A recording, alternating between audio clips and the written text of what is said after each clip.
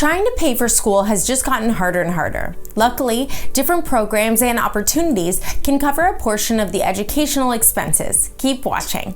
State options. Some states are actively invested in the higher education of their communities. For example, some programs allow students to get certifications, trade school skills, and college experience for little cost through a community college. Many students in California who have lower incomes can apply for a Board of Governors grant, BOGG, to assist with their tuition and fees associated with enrolling in the community college system. Students who show financial need could have these costs covered completely.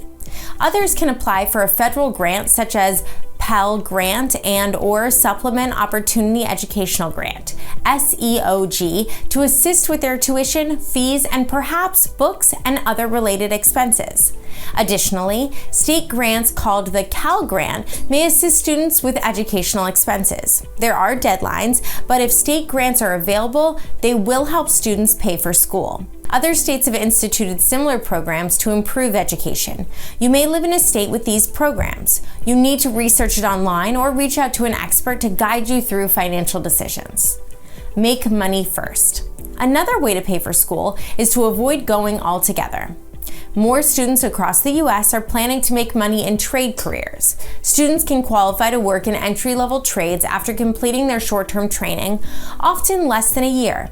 Some graduates of trade careers decide later to return to college for a degree or additional training. You don't just get to save money while working as a plumber, craftsman, or anything else. You also develop personal and professional skills that you can pick up in your trade working or even in your professional development classes at your trade school. These kinds of skills also open doors within your program of study. Attend university later.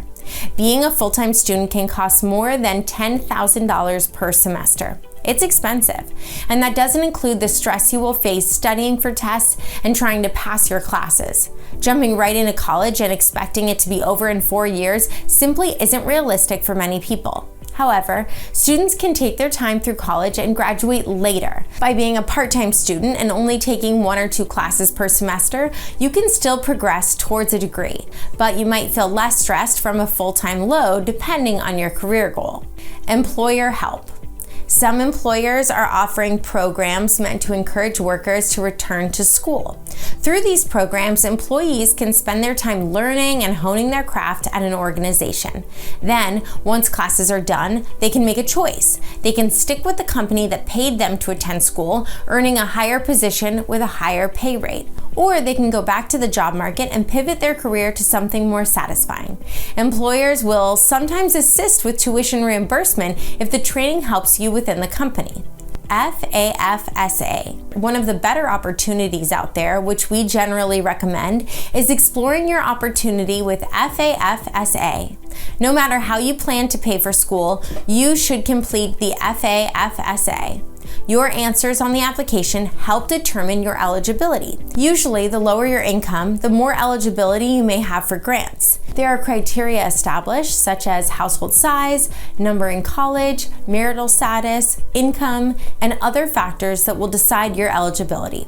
You will need to complete forms as requested before any funds are awarded, and the funds will be used for educationally related expenses. You certainly won't know what you may be eligible for unless you apply. And to start exploring your higher education options and what certificates or degrees are available to you, visit our site today. And if you enjoyed this video, be sure to like, comment, and subscribe.